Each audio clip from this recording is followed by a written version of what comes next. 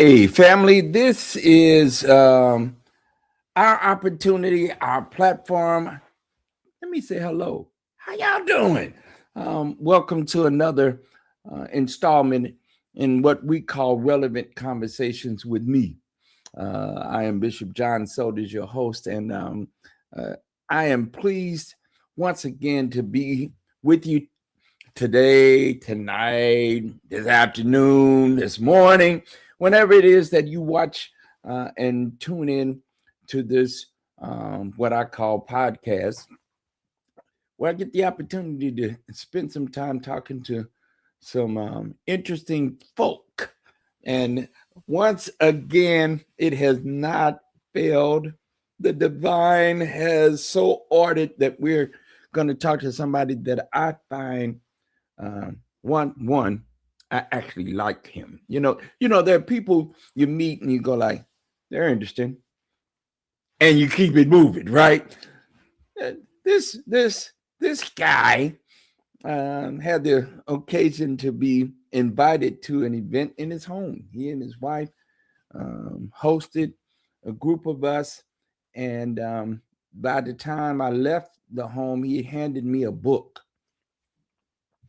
Now, those of you who know me, you know books are a thing with me. I have a couple of them. And so, however, it is not always the case that somebody hands me a book that they have written, right? So that's a little. And I read the first page, couldn't put the book down. Had to order the book on Audible. I mean, I could not. I had to hear the whole story, and came to regard this brother and his work, quite frankly. Have now ventured to buy another book or two, and he is a very, very accomplished author. But I'll tell you, he's also a minister, and he serves in the Unitarian Universalist Association, and he is a minister and was a long time minister. He is the minister emeritus of First Church in Boston, the First Unitarian Universalist Church in Boston, and he's serving here in Connecticut with us, down in Hamden, and will be soon ending up his time there. He's been on a long interim. In my tradition, you serve about a year, and it's about time to go. And we are getting to know each other and have grown pretty fond of him. The book he handed me was this book, 9 Days. It's a book he co-authored with his son, Paul. And the book is about Dr. King, the civil rights movement, the student protest movement, and the 1960 elections. So if that hasn't gotten your whistle already, let me invite our guest. He's married, has 3 kids. They're now adulting or trying to adult, and I happen to be one of those folk who has children who are adults, but they somehow still find their way in your pocketbook. If they find their way, and you're constantly engaged in the investment of your children and your grandchildren and such. And he and his beloved are in the area, and it's just beats all get up. Here in Connecticut, you find all kinds of folk. Let me introduce to you the Reverend Dr. Stephen Kendrick. Come on into this platform, my friend and brother, and greet our people. Hi, John. How are you? All righty. I am good. How'd I do? I do all right? The intro okay? I'm not a doctor, although I do play one on television. I'm just a plain old Rev, and was lucky enough to write books, not just with my son, but some other books on my own. But my chief duty in life is to try to be a decent father and husband, and be a good minister. But I've been able to write books along the side, and I've enjoyed that. And it's I've written a lot of books with my son on the intersection of culture and race in America, which is the tragic odyssey of our nation. And so we started off writing a book about the great desegregation case in Boston. I had just moved to Boston, and I realized that in my neighborhood was one of the great stories, hidden stories in American history, which was the family of the Roberts family, a young black family, a printer whose 7-year-old daughter, Sarah, was made to walk past 7 white schools and forced to go to a black school, which was completely, utterly inferior. And her father sued the city of Boston. And it went all the way up to the Massachusetts Supreme Judicial Court. And it was a really important moment in American history. And it was the one case that was listed when, the Brown versus Board of Education in 1954. So it ended up being a really important, but no one had ever really written about the family. And more importantly, we thought, my son and I are white historians, and we didn't feel that was a story that we should appropriate. And we wanted to tell the story because it was an American story, but it was also about those people on Beacon Hill, the white and black allies who really did change America.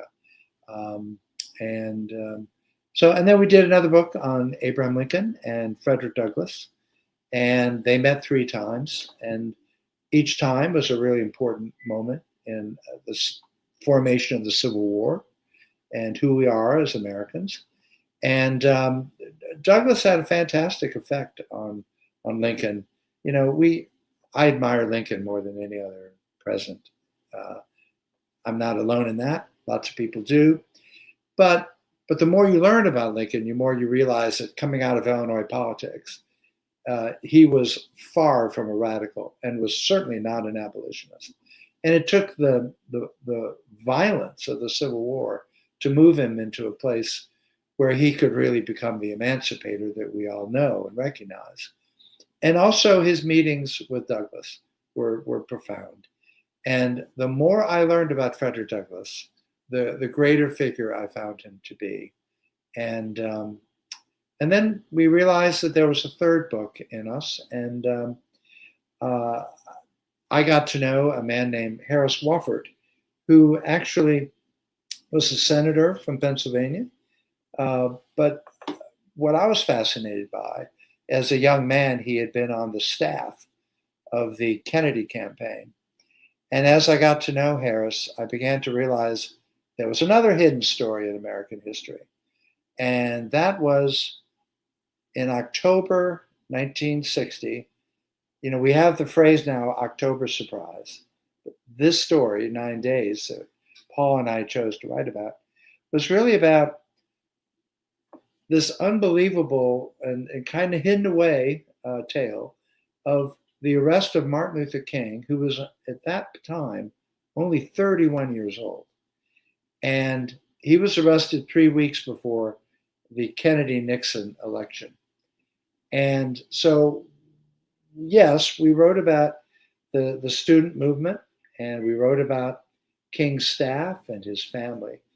But on the other hand, we thought it was also very important as historians to be careful, to mind our lane and try to figure out, well, who were the white protagonists in this story who really came to play? And the answer is yes, Richard Nixon, his staff, Kennedy, his brother, Robert Kennedy, and more importantly, the figures on his staff who really risked everything to try to free Martin Luther King from prison. This was the first time that Martin Luther King went to prison. We can talk more about the dynamics of that. And they really helped get King out of prison.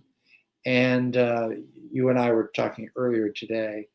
where you were fascinated by the fact that when Martin Luther King went to Reedsville prison, and right before the election, it was when Daddy King and Coretta Scott King, they feared the most for King's life. They really did not think that he would ever get out of Reedsville prison. And so this story has a certain innate drama. And you know what? When King was sprung out of prison, was freed, the Nixon campaign had done nothing.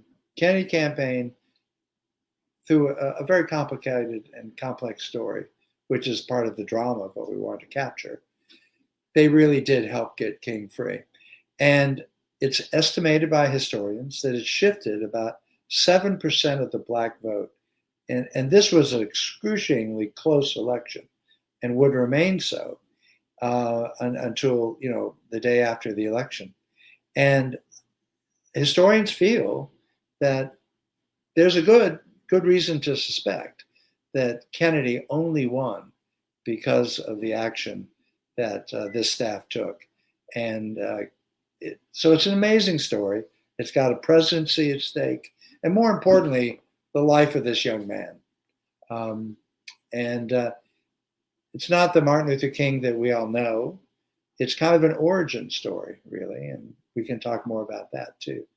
So those are the stories that Paul and I decided to try to capture, and we were well aware that in all the pain and difficulty and trauma and obtuseness of the relationship of Black and white all through American history, there have been small moments, really opportune moments, where white and Black could work together to some positive good.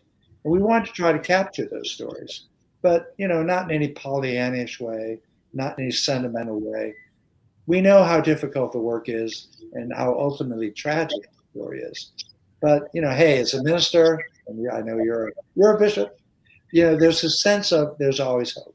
Sure. So we tried to find stories where there was hope and there was direction and there was a sense that we don't always have to live this way. Mm-hmm. We can try to envision a different way of our children knowing each other, of commonality, of that spiritual space where we're all children of God. Yes. And so those are the stories that we tried to write, and yes, the newest book is called 9 Days.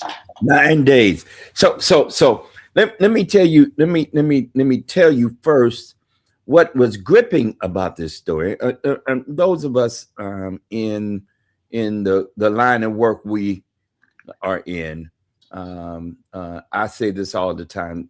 Dr. King is arguably the greatest preacher, that this country possibly has produced, and maybe throughout time, right? So certainly for those of us of a certain age, and the church universally, and here in the United States particularly, he may be one of the greatest American people.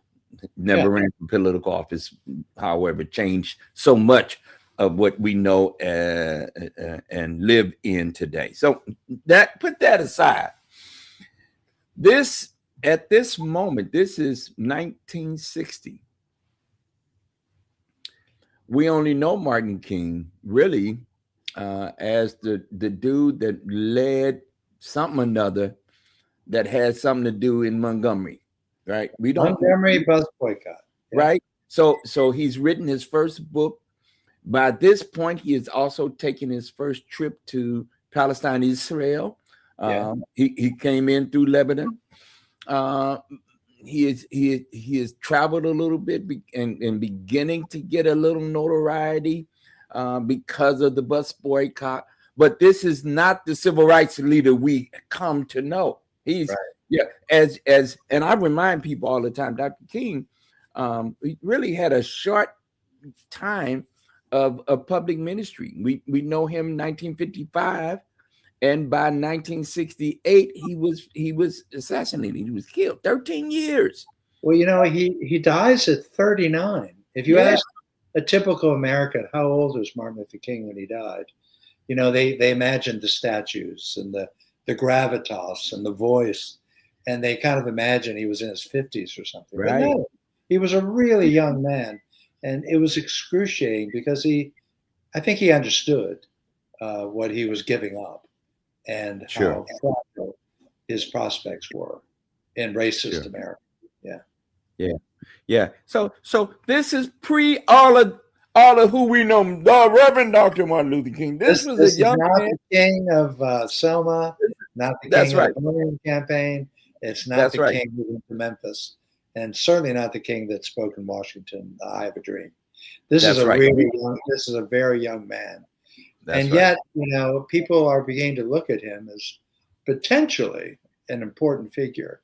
And the irony is, Daddy King endorsed Nixon. We're gonna get to that. Hold on for a second. We're gonna get to that because that's part of this drama, right? That I inherit because these are I'm a son of the black church. I'm a grandson. I'm a grand PK, right? So this is very up my lived reality in some ways. 1960. Here we are. This upstart is running for has garnered the nomination of the Democratic Party. This Yankee, this Catholic Irish Kennedy, this dude from Boston.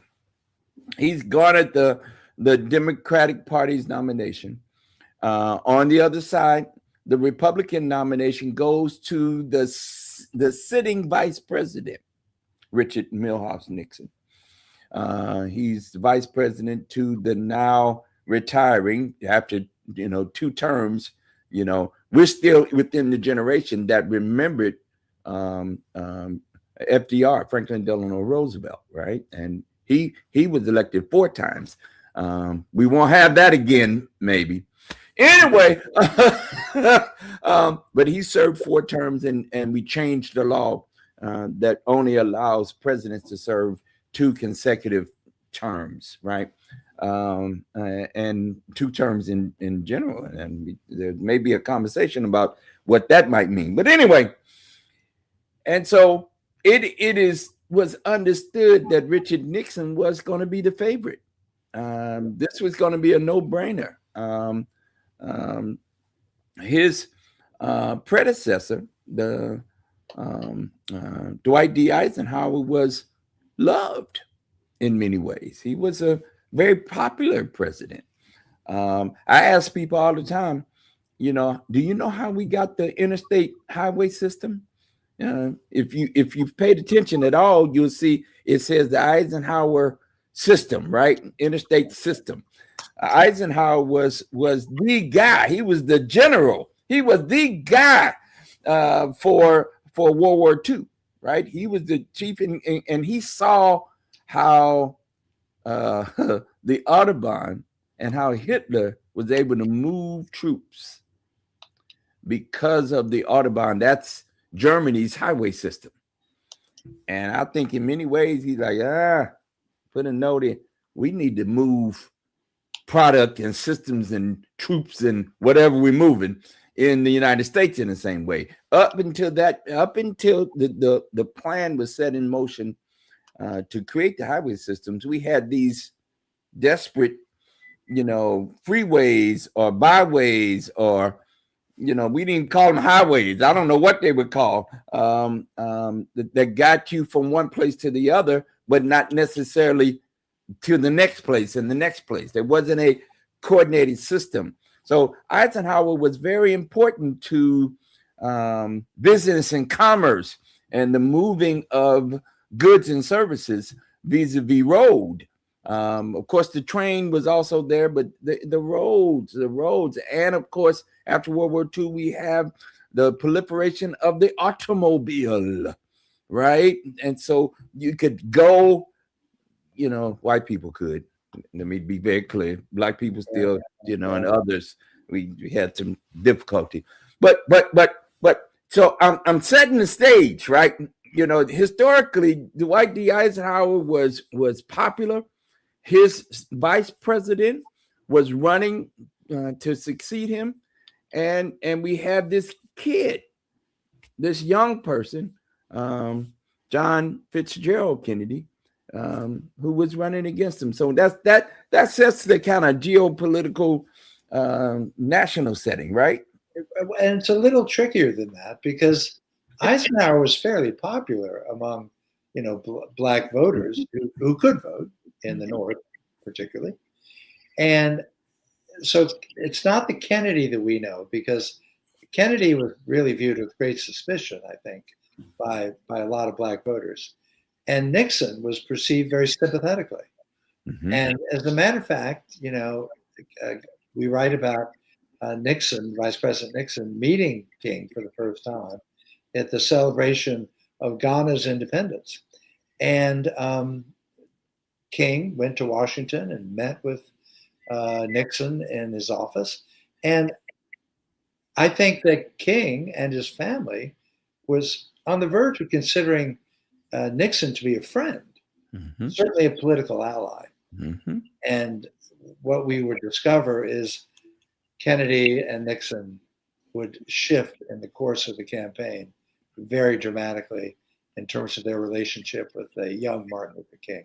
That's right. That's right. And you write you and your son Paul write very brilliantly over the distance of the book of how that shift occurs. Now, before we get into some of the major tectonic shifts, there were some players involved, and you and I, as we were talking earlier today, I celebrate that behind anybody that's doing anything, or typically a team of folk, unsung heroes, I'm going to call them, folk who are in one way or the other supportive of the work that's being done and lifting up these celebrated. We tend to focus in on the celebrated one. There's the one, right?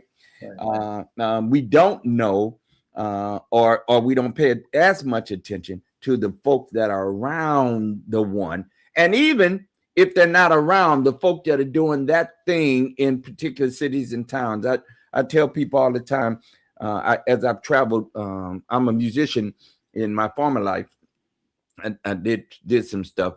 And so in traveling internationally in particular, they would say, oh, you got these great people, and at the time I'm thinking about in the 1980s, there was a great celebration of the Detroit gospel musicians. All right, so there are a number of them celebrated, and they would write and hit records, and they were very, very popular. And they said, do you know this one and that one? And I said, yeah, but I need you to pause for a moment.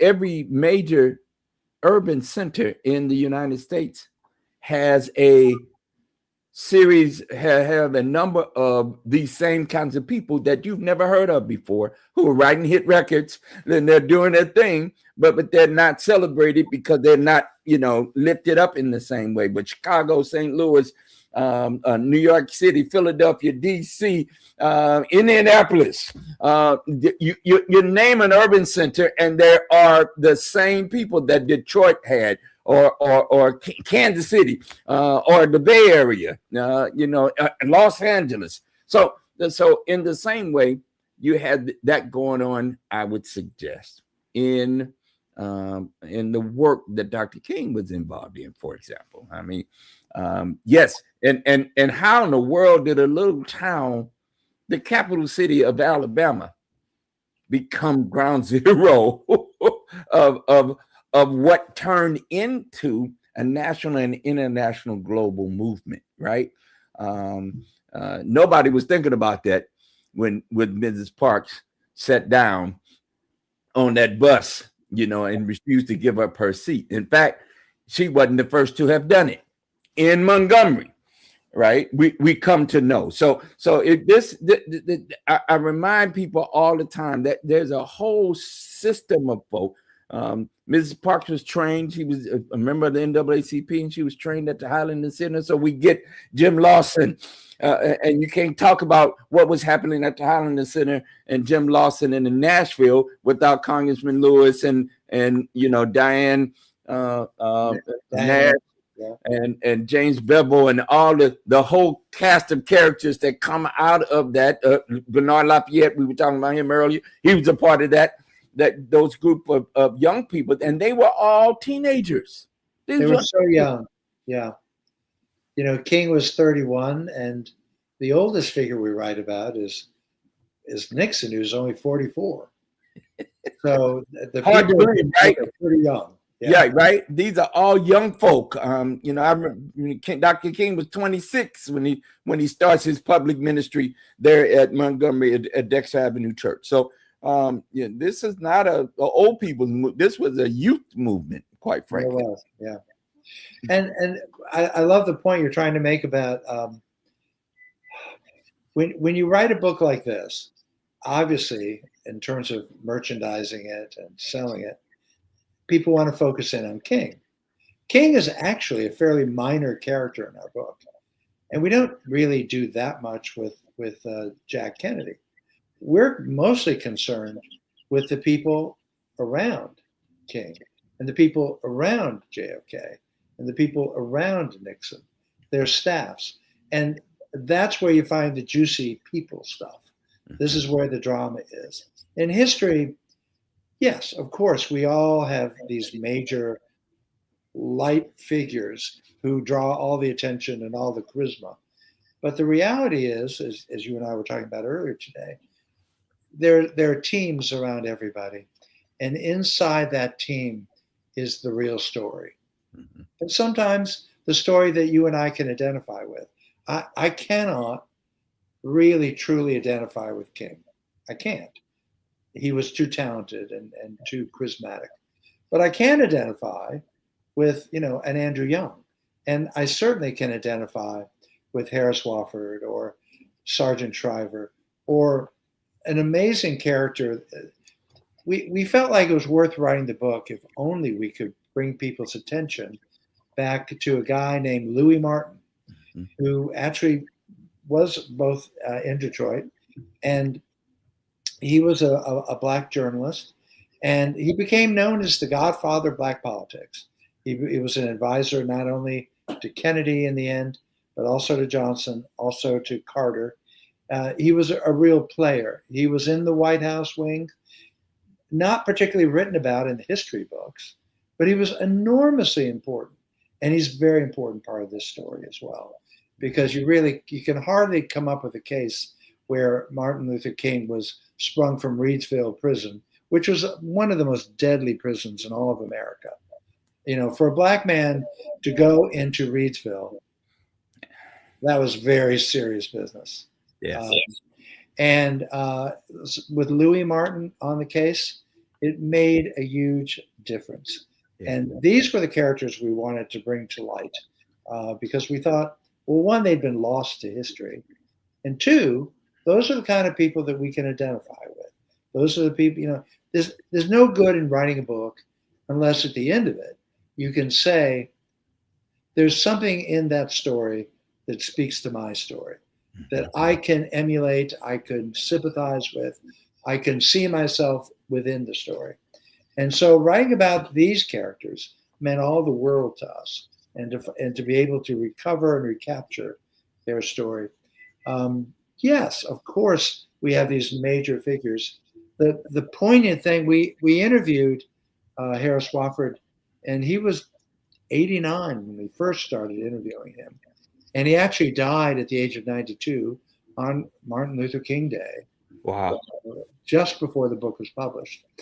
And so we would go to his apartment, and he would describe walking down to see the great statue that's now of King in Washington, D.C., which sort of looks across, ironically, paradoxically, to the Jefferson Memorial. Mm-hmm.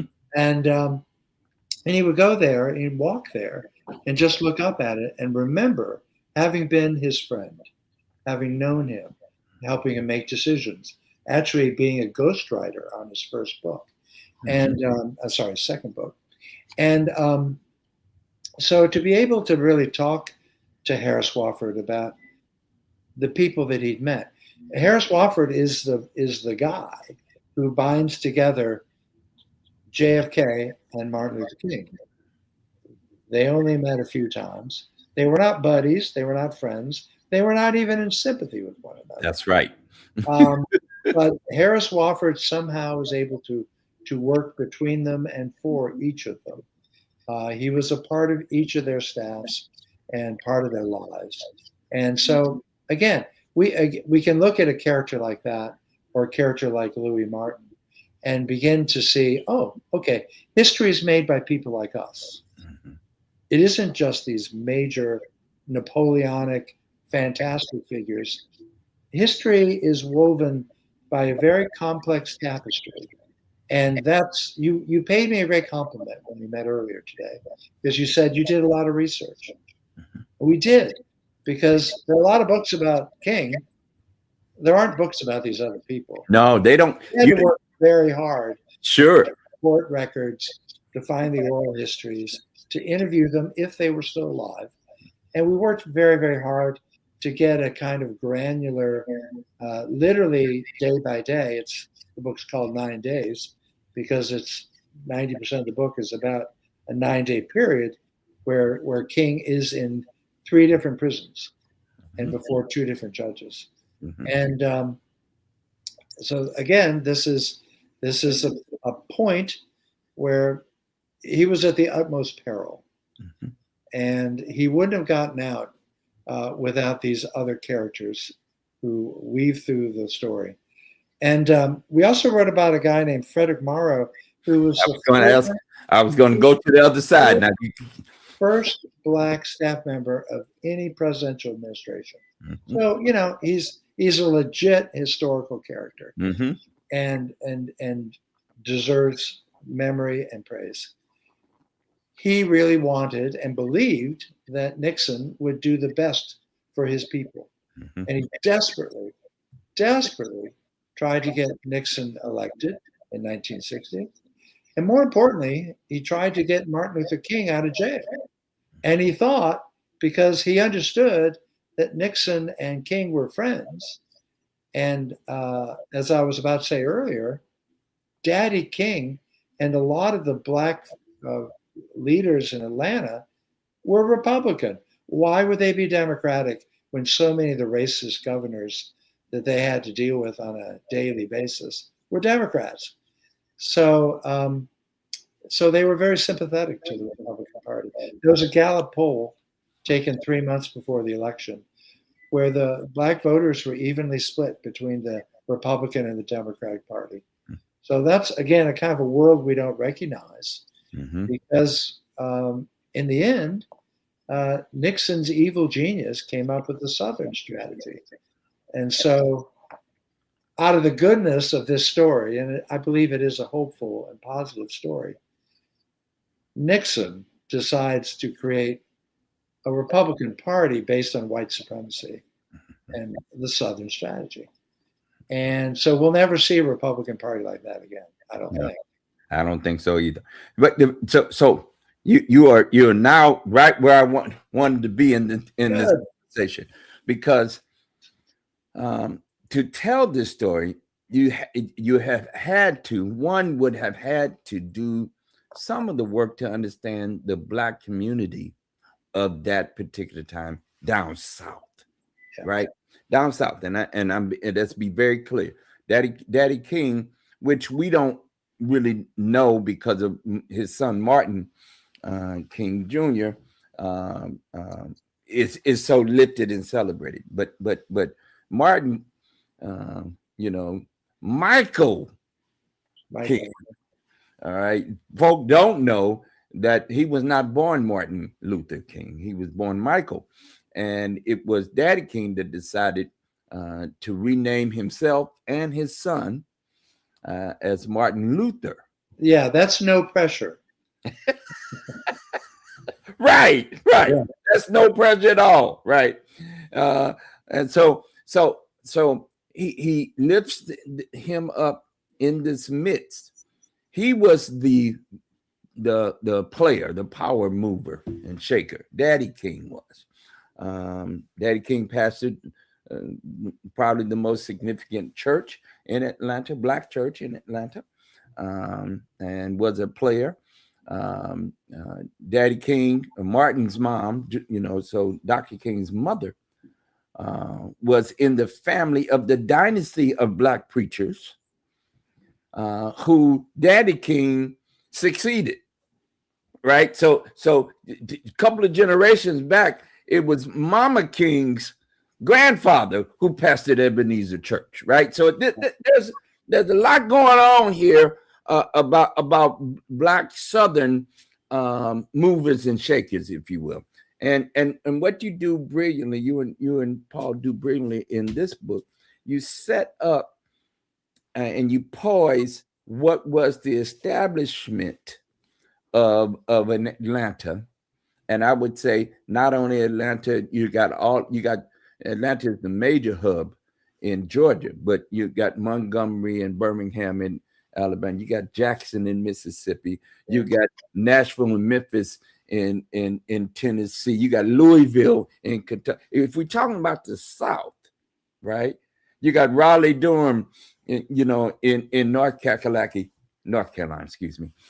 In South Carolina, you got to talk about what's happening in Columbia, and of course, Florida, Jacksonville. You got to talk about Jacksonville or the people. I lived in Florida for a while. They call what is known as Miami, we call it Miami, for where I come from. Black folk call it Miami. So in these towns, these cities, there was a great deal of support for the Republican Party at that time. Democrat, you just named it, the Dixiecrats were in charge.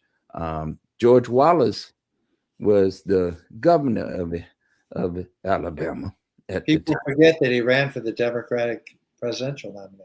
That's right, but he was some other, and he had a kinfolk in Georgia who was quite anti plenty of the things we would call justice oriented today. So this was a very different political moment.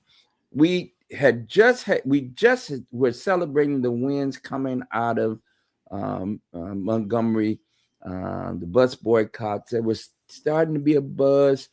Dr. King's first book has got a little bit of traction. He now has made the move. He's left Dexter Avenue Church. He's come back to Atlanta to become co-pastor of Ebenezer Church. Daddy King was still pastor. Let me just be clear. Let's just be clear. Daddy King still was in charge. And I think King appreciated that. That's right. he was kind of busy. That's right. And they were trying to put together what we now know as SCLC. It was just beginning to become a thing, right? And so Dr. King was on the road trying to raise money in part, but also doing what some of I'm calling them the young lieutenants that began to gather around him. Ambassador Young, Andrew Young, and again, remember, this is before Jesse Lewis Jackson Sr. That we hadn't gotten to Jesse yet. Jesse didn't come on the scene in this crew until Selma. Yeah. Later, 4 or 5 years later. So here we are. There are two players, and you've named them, but I want to come back to them. There was a player who was really an operative in the Democratic Party. His name was Louis Martin, right? Louis Martin. There was a political operative in the Republican Party. Frederick Morrow. Yeah. Frederick Morrow. And I think these two guys were actually behind the scenes operating and maneuvering.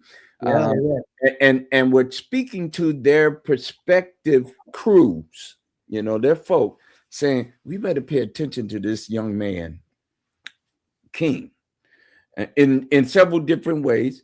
You've already named that Dr. King had, in fact, met with, I call him Tricky Dick. I'm sorry, it comes out of my mouth. met with Richard Milhouse Nixon, and kind of had, okay, all right, he's talking good, right? And let's be clear, the Kennedy campaign didn't give a rat's behind about, Dr. King for real. They wanted to stay away from this Southern racialized atmosphere down south. They didn't have much to do. And so while they had folk who said we need to pay attention, they're like, yeah, we can and they were really hands off much of this time. I mean, and I love what you in this book really dig into their kind of skittish behavior. I'm calling it skittish. I mean, they had all the political reasons why, and they were seeing it in the way they needed to see it, but they were not too inspired. And Martin had decided he was not going to speak. He wasn't going to wade into the national general election. Am I getting this right? That's right. I don't think he ever actually endorsed any candidate in his career. He did, in fact, quietly campaign for Democrats across his ministry, but he never formally endorsed anyone. Yeah. Okay.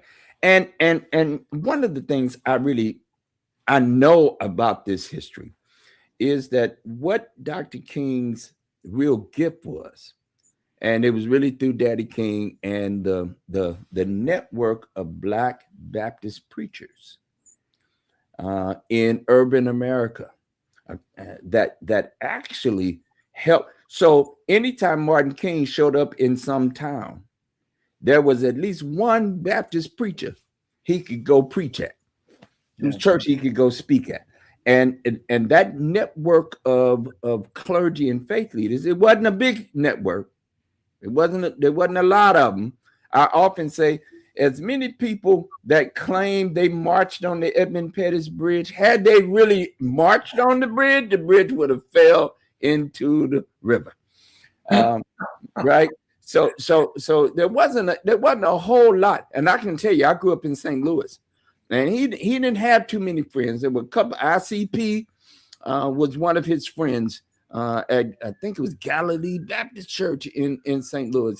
That was one of like 2 or 3 people he could actually go and speak to.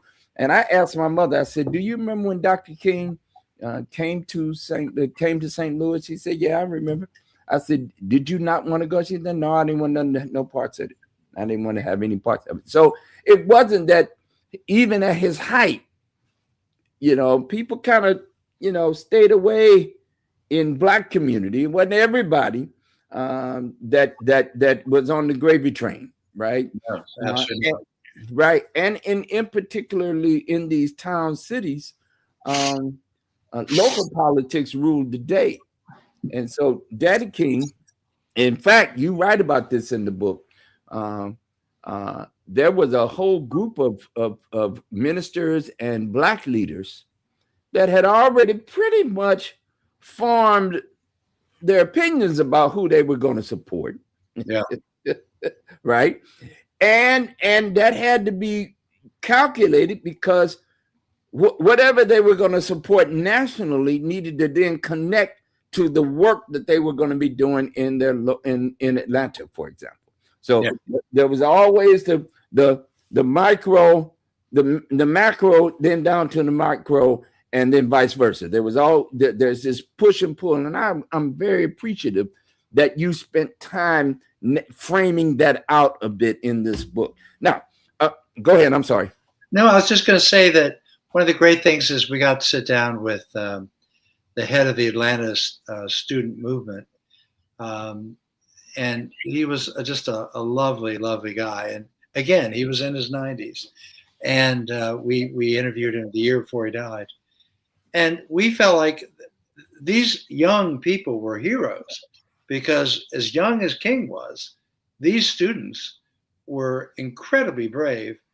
And King had never spent a night in jail because he had an understanding that at that stage in 1960, for any black man to go into essentially a white jail was tantamount to a death sentence.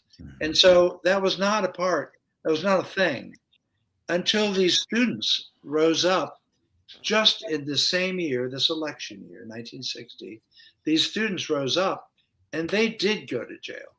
And so they kind of forced King into going to a demonstration that he really wanted to avoid.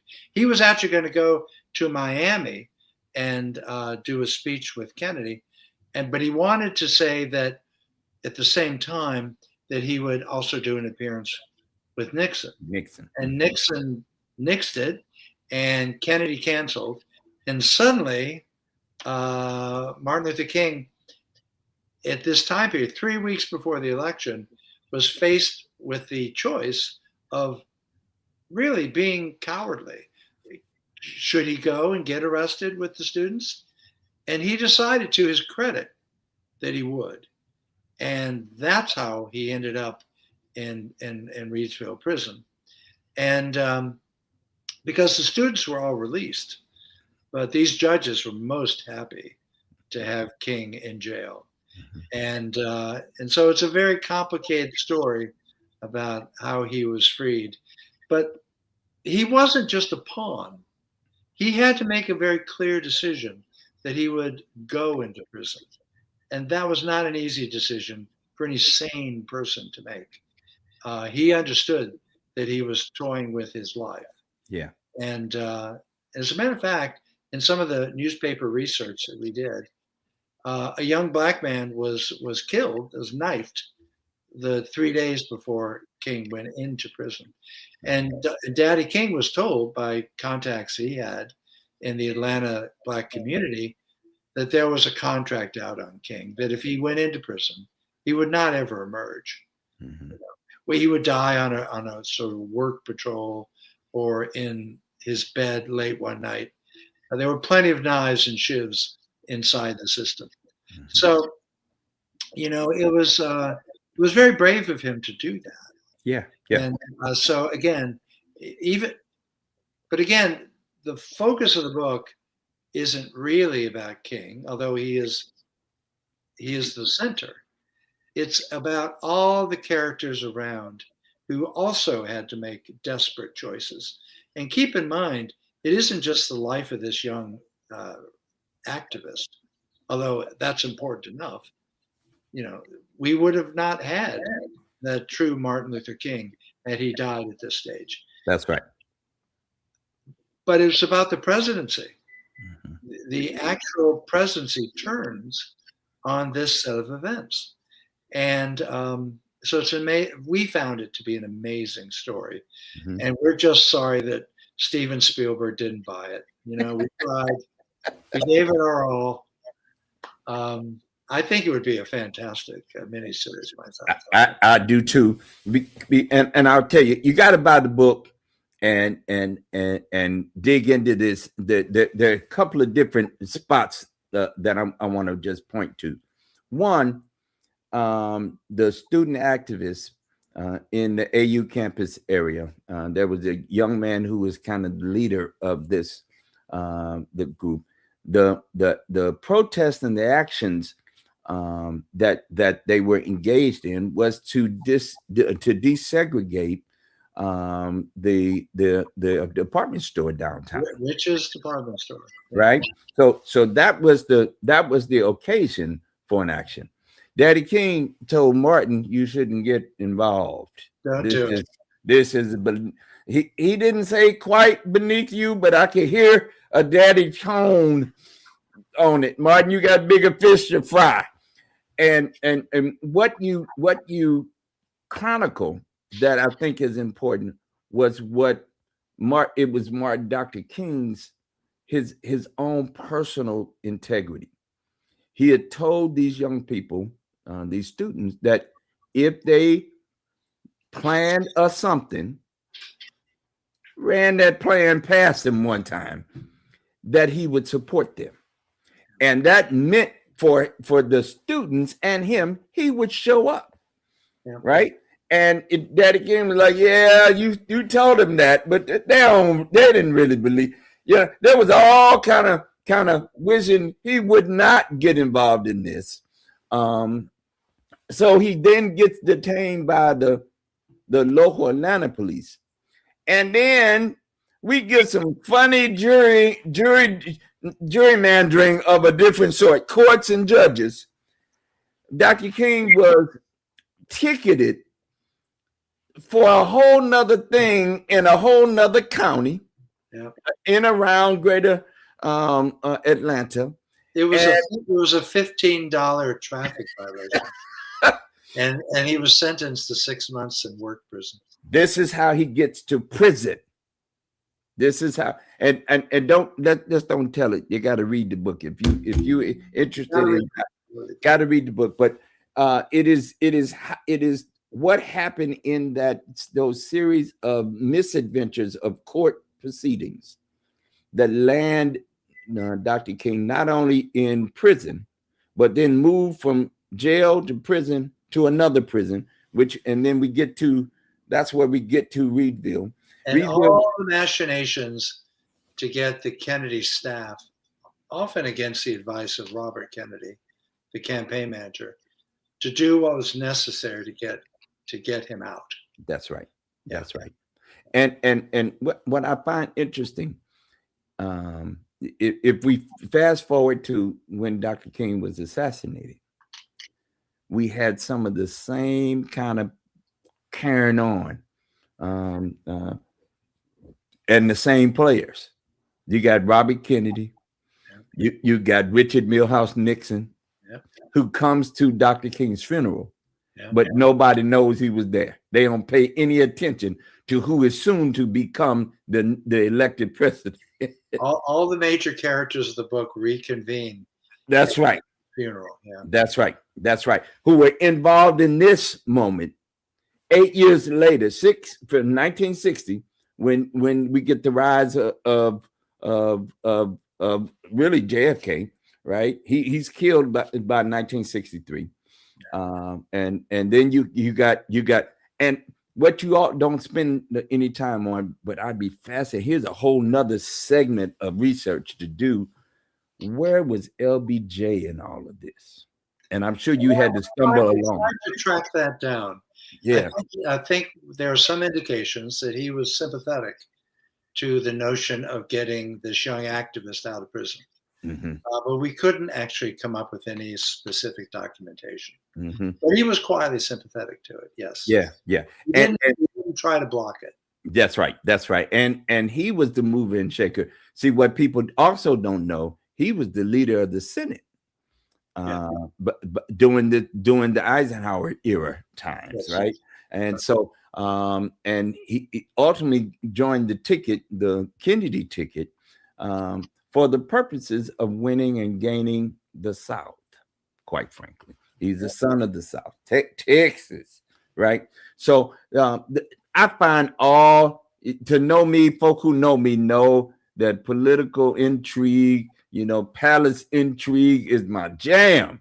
And so this has all of the makings of all that behind the scenes, the players who made calls, who didn't make a call, who should have made a call the week before, but didn't make it until after the week after, and all of that. You all document all of that. Ultimately, what we do know, history tells us that Dr. King was released and was able to rejoin his family. And I mean, literally within a few moments of the 1960 election.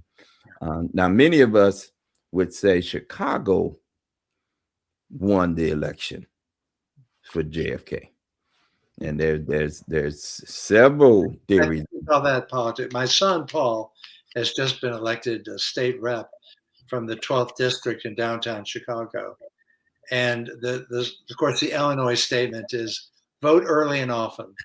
That's right, and it doesn't matter if you're dead or not.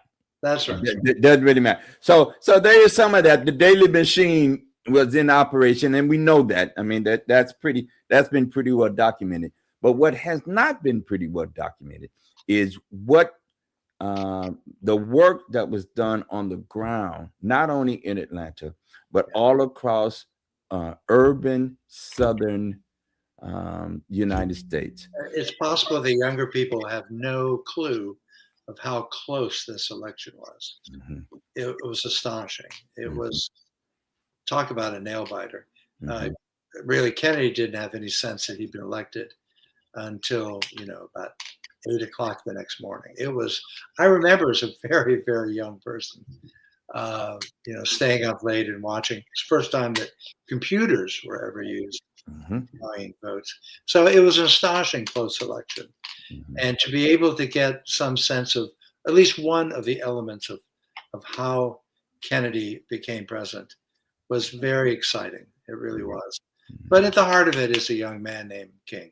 Yeah. Yes, I appreciate so very much, brother Stephen, that you one gifted this to me, and you've told me you felt led to just share. And Well, when you asked me to be part of the podcast, I wondered how would we ever fill up an hour? But it turns out that two ministers like talking. that's right. Apparently, we can talk all day. We So can, we can, and so one, thank you for the gift of the book. thank you. For all of the reasons I've said to you privately, now I've said to you public on this platform. It was a real joy because, in fact, it confirmed and affirmed what I know is true about how to get things done. It's not.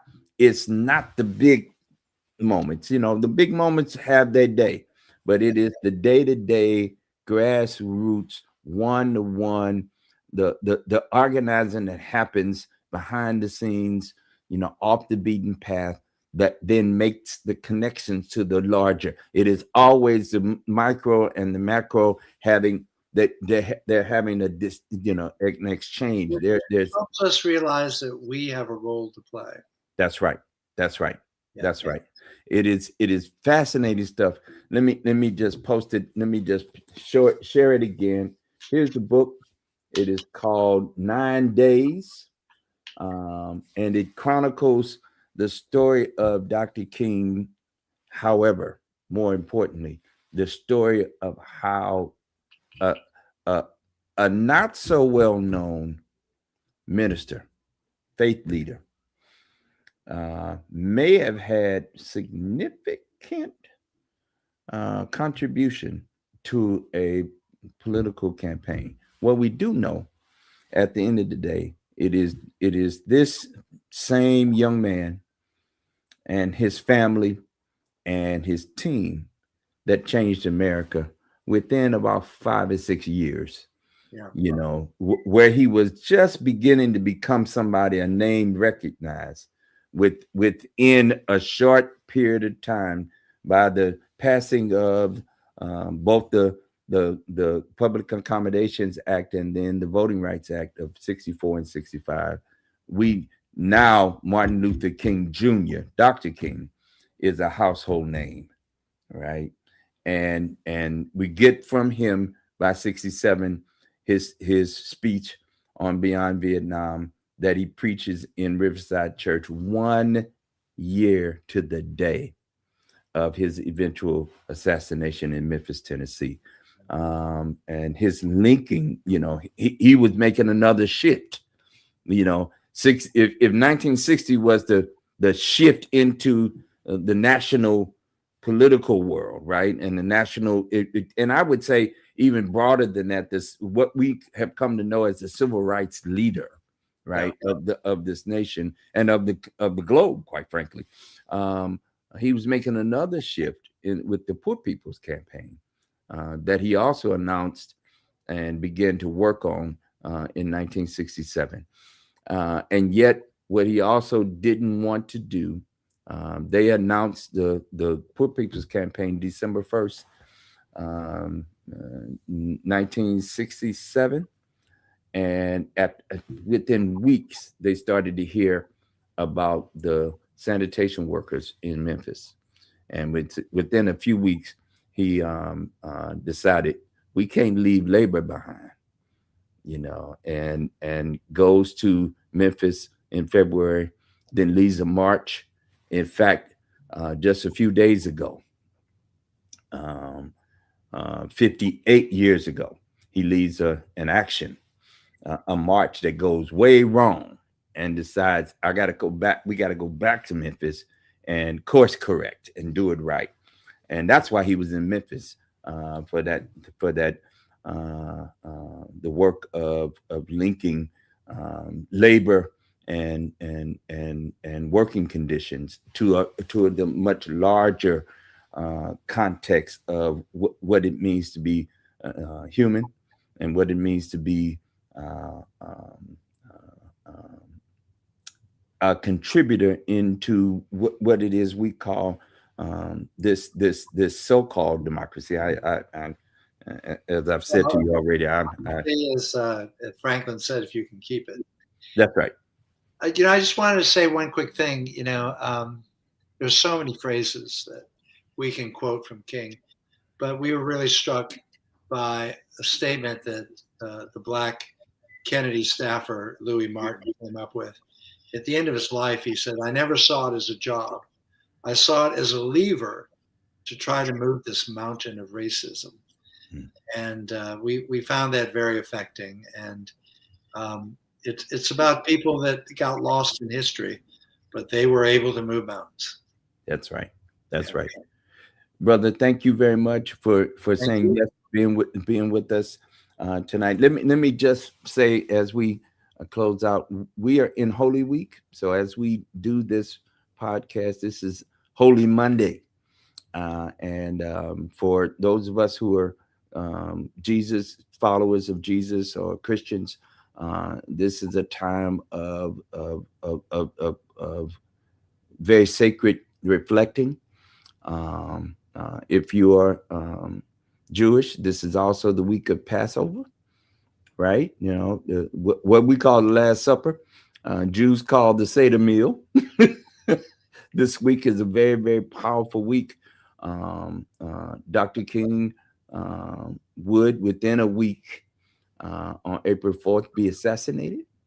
You reminded me earlier when we were talking that it was right at the end of the Civil War, this time in the year. And in fact, Abraham Lincoln was killed right along in through here as well. Right. Yeah. And so this is a very, very powerful spiritual time. We just ended Ramadan for our Muslim siblings. So I find this time to be a time of great spiritual reckoning and reasoning and sensing and feeling. And so let me commend you to whatever your traditions are. And if you don't have a tradition, the reason we use Dr. King's at least the observance of his assassination, as a way to begin to think through and to think about what are we being called to that is bigger and beyond just ourselves alone, and how do we get involved, connect in some way to that which is bigger, that calls us, that somehow compels us or pulls us kicking and screaming sometimes into the struggle worth something bigger than just is me and mine. And I want to say this story has something for me to do with what that is. And I appreciate you very much for you and your son's commitment to the written word, but also your commitment to telling the stories of what happens when just ordinary everyday folk use their networks and start to maneuver. It doesn't happen just by happenstance. It happens because of the commitment of folk who say, I think this is the way we need to go. And so I appreciate you very much for doing it. Thank you very much. Thank you. Thank you, John. We will be back at it next week. Yeah, and I'm gonna say this already, speaking prophetically. Come join us again. We've got more to talk about. All righty. Thank you very much. We'll see you all. Peace.